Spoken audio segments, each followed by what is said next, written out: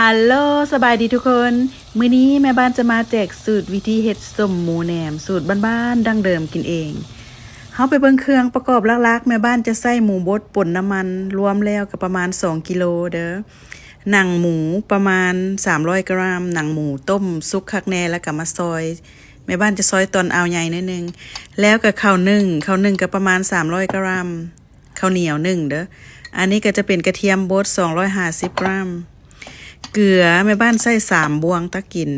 น้ำตาลทราย1บวงต่อมาก็จะเป็นผงคานอ1บวงคันถ้าผู้ใดมักแป้งนัวก็ใส่แป้งนัวเครื่องประกอบก็จะประมาณนี้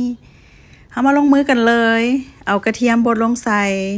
เกลือแป้งนัวน้ำตาลที่แม่บ้านเว้าข้างเทิงหั่นแหละสูตรหมูแหนมหมูปิ้งนี่มันก็จะคล้ายคือส้มหมูต่างแต่ว่าแหนมหมูปิ้งนี่เขาจะใส่น้ำมันหมูเอาหลายเติบพี่น้องคันถ้าบ่จังซั่นมันก็จะแข็งกระแดงแข็งๆค่ะนะ เขาก็จะมานวดไปนวดไปให้เข้ากันละเอียดดีหลังจากนั้นขั้นตอนต่อมาเขาก็จะมาใส่หนังคือแม่บ้านเว้าหั่นล่ะพี่น้องหนังค่อยจะซอยเป็นตอนเอาใหญ่หน่อยนึงเด้อเขาจะนวดประมาณ 6-7 นาทีนี่แหละจนกว่าว่ามันจะเหนียวติ๊กๆแบบนี้นะแล้วขั้นตอนสุดท้ายแม่บ้านก็จะใส่ข้าวเหนียวนึ่งนี่เวลาเขานึ่งแล้วเรียบร้อยแล้วเขาต้องเอาไปล้างน้ำก่อนเด้อแล้วเขาก็จะมานวดอีกขั้นตอนสุดท้ายเขาใส่ข้าวเหนียวนี่แหละปริมาณที่แม่บ้านว่ามาขังเทิงมันจะพอดีเด้อพี่น้องมันส้มหมูแหนมนี่ส่วนหลายผู้เฒ่าเพิ่นก็จะมักเฮ็ดเนาะเขาจะนวดจนให้มันเป็นกับมือพุ่นนะ ก็ได้ประมาณนี้ก็ถือว่าใส่ได้พี่น้องขั้นตอนต่อมาแม่บ้านจะใส่2แบบจะใส่ถุงยางแบบนี้ห่อแล้วก็จะใส่ใบตองขั้นถ้าหากว่าผู้ใดบ่มีใบตองนะเขาสามารถใส่ถุงแบบนี้ได้เด้อใส่ถุงห่อแบบนี้พวกเจ้าสิห่อเป็นสามเหลี่ยมก็ได้หรือว่าสิห่อเป็นยาวๆแบบนี้ก็ได้เฮ็ดคือแม่บ้านเฮ็ดนี่แหละเลยห่อแบบนี้แล้วขั้นตอนต่อมาแม่บ้านจะสาธิตห่อใบตองนี่ใบตองก็ห่อ ห่อส้มบ่ว่าจะเป็นส้มหมูหรือส้มอะไรแม่บ้านก็ใส่ใบตองเพียงแต่สองใบซื่อๆก็แบบรุ่นประหยัดใบตองหั่นนะ สำหรับว่าพี่น้องเดี๋ยวเฮาก็ห่อแบบนี้พับซ้ายพับขวาพับหน้าพับหลังแบบนี้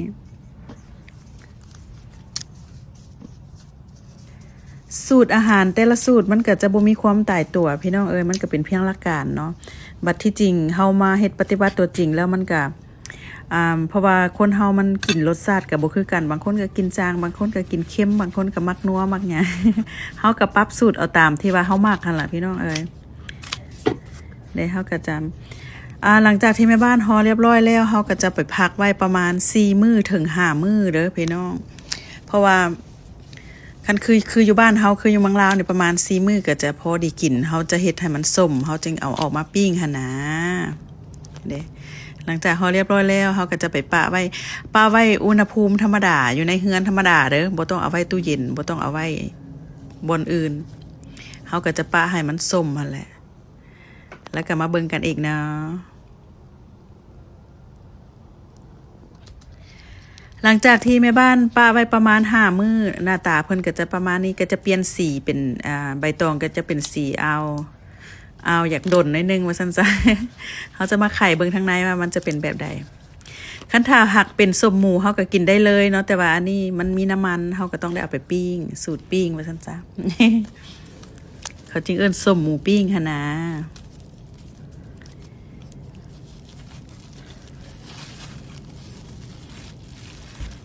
ตอนใหญ่คักว่าซั่นซะหลังจากนั้นเขาก็จะมาปิ้งคันถ้าว่าพี่น้องมีเตา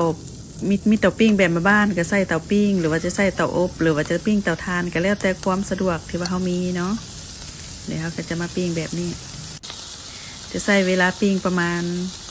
25 ถึง 30 นาทีเขาเฮ็ดไฟอ่อนๆเด้อบ่ต้องเฮ็ดไฟคันถ้าเฮ็ดไฟแห้งมันก็จะบ่สุกทั้งในหั่นนะหน้าตาเป็นตาแซ่บคักพี่น้องตอนเดียวก็อิ่มว่าซั่นซะ หอมทวนหอมห่วย